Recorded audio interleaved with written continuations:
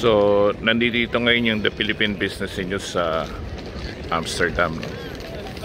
Tingnan nyo, napaka ganda. Maraming tao, no? Nandito yung kanilang Amsterdam Central Station. So, integrated na yan, no? Tapos at the same time, dito rin yung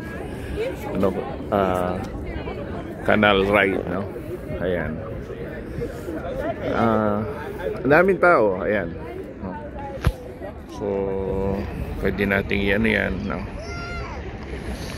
Yun. Malamig ngayon. Yan. Maandar yung isang yan. Very very impressive. Ang kagandahan din dito, napansin namin nga kanina, very bike friendly ang Netherlands as a whole, no?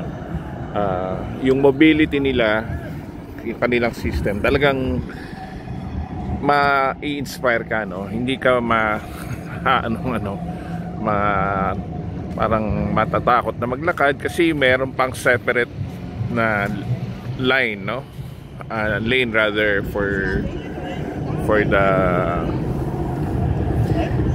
bikers, tapos sa mga pedestrians. Kanina na nagpunta kami sa The Hague, sa International Criminal Court, nakita rin namin yung kaibahan. Sobrang malamig ngayon, no? Sa kasalukuyan. Tingnan lang natin tong ayan, yung kanilang tower. O yan, no? Mamaya iikot din tayo dyan. Ikutin natin lahat yan. Kita mo, lahat dito giniginaw, no? So, pupunta rin tayo sa kabilang side para makita natin kung ano yung meron dito. Ayun, nakita nyo, dahil pa rin nagbabike. Dito yung tram, train station sa baba. Very ayan. Naalala ko tuloy yung yung sa Ottawa, yung kanilang parliament, parang ganyan yung itsura.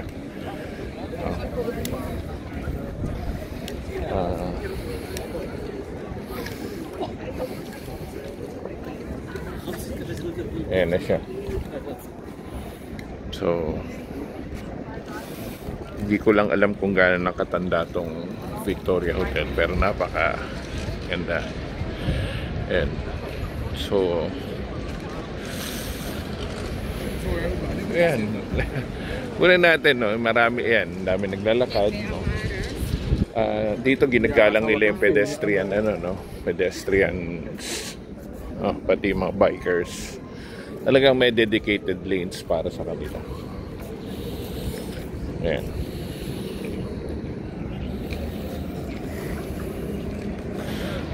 So,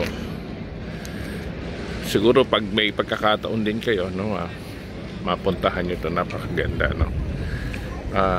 Ito yung kagandahan sa Europe, no?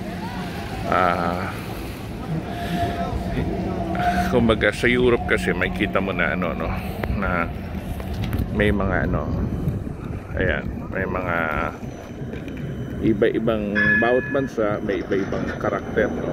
Hindi siya sasabihin nga natin na tulad sa Amerika, no, na halos pare-pareho naman makikita. Dito kasi tulad niyan, galing nga kami sa Switzerland, inimbitahan kami ng Swiss government to promote Swiss tourism.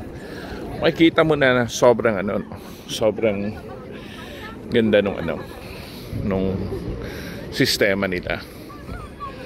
Yun nga, no, this is one thing good here sa Europe, no? Kaya marami rin gusto manirahan dito dahil talagang very efficient, no? Wala kang tulak kabigin, ika nga. Ang linis, lamig. Ayan.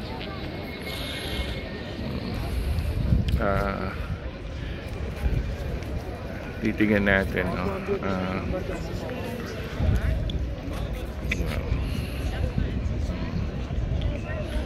So ikot lang ako para makita natin. Tingnan natin tong Victoria Hotel, no? It's an old hotel since nandito yan sa ano, no, sa may area ng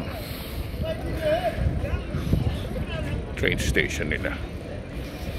Ayan, nakita niyo yung bike ko. Okay, so ano na kami